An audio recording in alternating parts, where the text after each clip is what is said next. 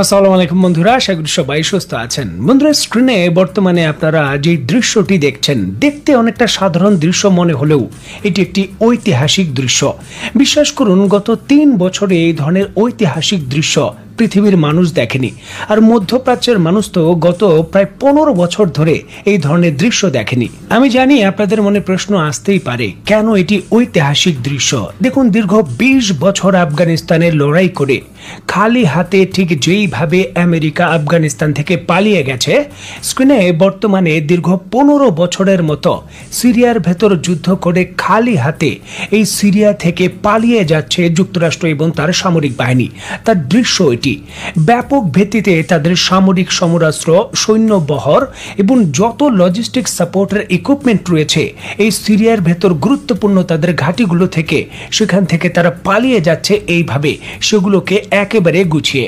মধ্যপ্রাচ্যের অত্যন্ত বড় সংবাদ মাধ্যম মিডল ইস্ট মনিটর এই ঘটনাকে কেন্দ্র করে ইংরেজি যেই সংবাদ শিরোনাম করেছে, যদি তার বাংলা আমি করি তাহলে অনেকটা এরকম: ট্রাম্পের সিরিয়া প্রত্যাহার আঞ্চলিক প্রতিদ্বন্দ্বীদের বিরুদ্ধে মার্কিন বাহিনীকে ব্যবহারের ইসরায়েলের প্রচেষ্টাকে ব্যর্থ করে দিয়েছে। ইরানের বিখ্যাত সংবাদ মাধ্যম মেহের নিউজ এজেন্সি এই ইস্যুকে কেন্দ্র করে সংবাদ শিরোনাম করেছে যে গোপনে সিরিয়া থেকে পালাচ্ছে যুক্তরাষ্ট্র। সিরিয়ার ভেতর তাদের যে স্ট্র্যাটেজিক কৌশল সম্পূর্ণভাবে ব্যর্থ হয়েছে। দেখুন, আমেরিকার সামরিক এবং কূটনীতিক পলিসি নিয়ে আমেরিকার বিখ্যাত কূটনীতিক এবং পররাষ্ট্রমন্ত্রী হেনরি কিসিঞ্জার একটা বিখ্যাত উক্তি করেছিলেন: আমেরিকার সঙ্গে শত্রুতা করা বিপজ্জনক, তবে বন্ধুত্ব করা এর থেকেও মারাত্মক বিপজ্জনক। এটা কিন্তু এখন হারে হারে সিরিয়ার ভেতর লড়াই করা যে কুর্দিরা রয়েছে তারা টের পাচ্ছে, কারণ তাদের কিন্তু যুদ্ধের ময়দানে একা ছেড়ে রেখে পালিয়ে গেছে যুক্তরাষ্ট্র।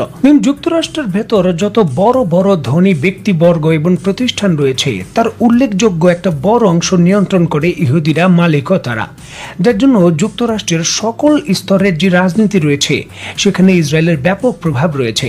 আর সেই প্রভাব প্রতিপত্তি খাটিয়ে গত কয়েকদিন ধরেই ইসরায়েল একেবারে সর্বোচ্চ লেভেলে চেষ্টা করেছিল যুক্তরাষ্ট্র যাতে কোনোভাবেই সিরিয়ার এই ঘাঁটিগুলো থেকে সেনা প্রত্যাহার না করে, কারণ সেনা প্রত্যাহারের সাথে সাথেই এই অঞ্চলগুলো সম্পূর্ণভাবে ইরানের আইআরজিসি দখল করে নেবে, কারণ ফাঁকা জায়গা তৈরি হয়েছে। সিরিয়ার এই অঞ্চল নিয়ন্ত্রণ এবং এ থেকে অগ্রগতি সরাসরি ইসরায়েলের রক্ষা কবচ যে গোলান মালভূমি দখল করে রেখেছে ইসরায়েল, তার কাছাকাছি পৌঁছে দেবে ইরানকে, এবং ইরান নিশ্চিতভাবে সেই অঞ্চলে তার প্রক্সিকে শক্তিশালী করবে এবং এই পথ দিয়েই হিজবুল্লাহকে আরো শক্তিশালী সমরাস্ত্র প্রেরণ করবে।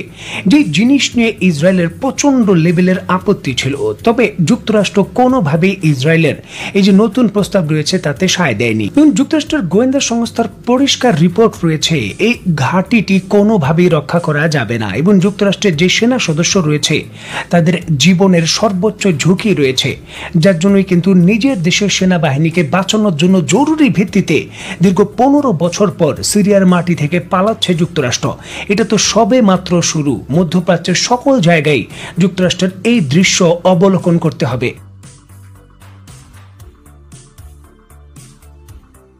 অত্যন্ত গুরুত্বপূর্ণ এই বিষয়টিকে কেন্দ্র করে স্ক্রিনে নিশ্চয়ই আপনারা দেখতে পাচ্ছেন, খুদ ইসরায়েলের বড় সংবাদ মাধ্যম দ্য টাইমস অফ ইসরায়েল তারা রিপোর্ট করেছে যে ইরান এইবার শুধু প্রক্সি দিয়ে সিরিয়ার নিয়ন্ত্রণের কথা ভাবছে না, বরঞ্চ ইরান সরাসরি তার যে ফোর্স রয়েছে সেটাকে সিরিয়ায় প্রেরণ করেছে।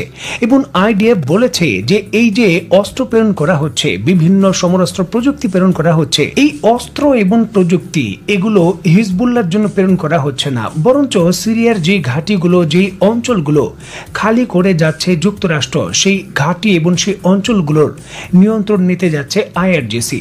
দেখুন, ওই সকল অঞ্চলে ইরান তার আকাশ প্রতিরক্ষা ব্যবস্থাকে অ্যাক্টিভ করতে চায়, তার সামরিক বাহিনীকে সেই জায়গায় সক্রিয় করতে চায়। এর একটা যথেষ্ট কারণ রয়েছে, কারণ ইসরায়েল এবং যুক্তরাষ্ট্র ইরানে যদি আক্রমণ করে তাহলে সিরিয়ার ওই পথ দিয়েই আক্রমণ করতে হবে, যেটা কিন্তু সহজেই পার্সিয়ান সাগরের উপকূল দিয়ে পারবে না।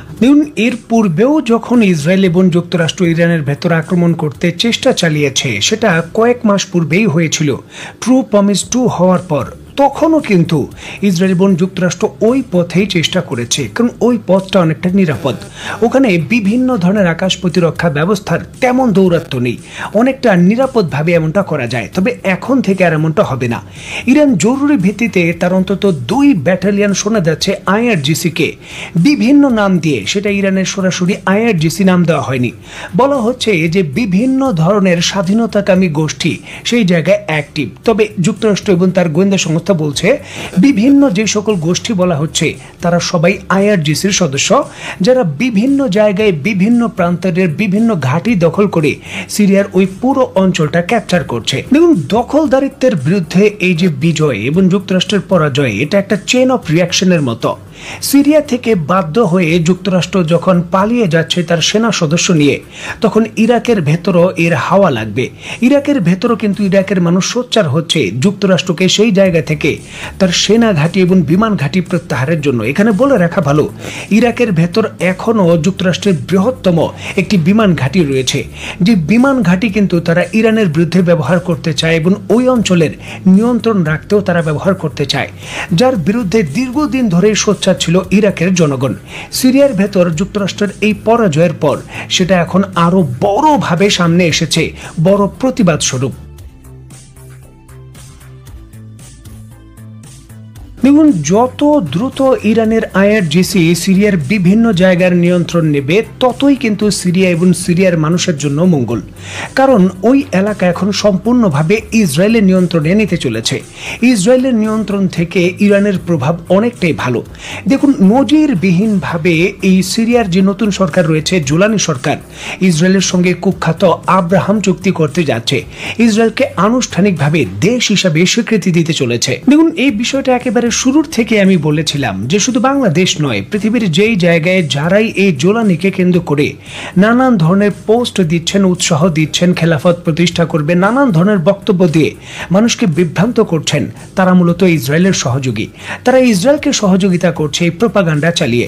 কারণ জোলানি সরাসরি ক্ষমতায় এসেছেন বা প্রতিষ্ঠাই হয়েছে ইসরায়েলের স্বার্থ রক্ষা করার জন্য, আর তিনি সেটাই করছেন। ইসরায়েলের সঙ্গে আব্রাহাম চুক্তি করতে যাচ্ছেন, যে চুক্তি সংযুক্ত আরব আমিরাত করেছে। বাহরাইন এবং মিশরের মতো দেশও কিন্তু একই ধরনের চুক্তি করেছে, যে চুক্তি এখন করতে চলেছে এই মিস্টার জোলানি। তবে দুঃখজনক বিষয়ে এই আব্রাহাম চুক্তির অধীনে পুরো গোলান মালভূমি ইসরায়েলের সম্পত্তি হিসাবে লিখে দেওয়ার আনুষ্ঠানিকভাবে কিন্তু সমঝোতা হয়ে গেছে। দেখুন, সিরিয়ার বর্তমানে গোলান মালভূমি ব্যতীত আরও একটা বড় অঞ্চল ইসরায়েল দখল করেছে। নতুন আব্রাহাম চুক্তির অধীনে ওই সকল অঞ্চল ইসরায়েল ছেড়ে দেবে, তারা সম্পূর্ণভাবে গোলান মালভূমির ভেতরে অবস্থান করবে। তবে জোলানি গোলান মালভূমির ওই অঞ্চল সম্পূর্ণভাবে ইসরায়েলের সম্পত্তি হিসাবে আনুষ্ঠানিকভাবে দাবি ছেড়ে দেবে, আর এইভাবেই আনুষ্ঠানিকভাবে ইসরায়েলকে স্বীকৃতি দিয়ে সিরিয়ান সরকার, বর্তমান সরকার সম্পর্ক স্বাভাবিক করবে। আর এর বিনিময়ে সিরিয়ার উপর পশ্চিমা যে সকল নিষেধাজ্ঞা দিয়ে রেখেছে বর্তমানে যুক্তরাষ্ট্র এবং তার মিত্র, সেগুলো উঠিয়ে নেওয়া হবে। এই চুক্তি কিন্তু হয়েছে। দেখুন, সিরিয়ার মানুষের সঙ্গে এটা একটা ঐতিহাসিক বেইমানি। দেখুন, যারা দেশের সঙ্গে বেইমানি করে সাময়িক সময়ের জন্য তারা শক্তিশালীভাবে হয়তো থাকতে পারে, তবে দীর্ঘস্থায়ীভাবে থাকতে পারে না। তাদের পতন সেই দেশের জনগণের হাতেই হয়। এই জোলানির পতন সিরিয়ার মানুষের হাতে এখন শুধু সময়ের ব্যাপার। দেখার বিষয় যে কখন সেটা বাস্তবায়ন হয়। তো বন্ধুরা, আজকের মতো বিদায়। নতুন কোনো ভিডিও নিয়ে আবার দেখা হবে। সেই পর্যন্ত সবাই ভালো থাকবেন, সুস্থ থাকবেন এবং বাংলাদেশকে ভালোবাসবেন। আল্লাহ হাফেজ। সুপ্রিয় দর্শক মণ্ডলী, সম্মানিত দর্শক শ্রোতা, এতক্ষণ আপনারা দেখলেন ইরানের আর ফিলিস্তিনের যে ভিতরে যে প্রতিবেদনটা। আশা করছি এই প্রতিবেদনটা দেখে আপনাদের খুবই ভালো লেগেছে। আরও ভালো ভিডিও পেতে SI মোল্লা 24 নিউজ ইউটিউব চ্যানেলের সাথে থাকুন। পরবর্তীতে আরও ভালো ভিডিও নিয়ে হাজির হব। ততক্ষণে সবাই ভালো থাকুন, সুস্থ থাকুন। শেয়ার করে SI মোল্লা 24 নিউজ ইউটিউব চ্যানেলের সাথেই থাকুন। আল্লাহ হাফেজ।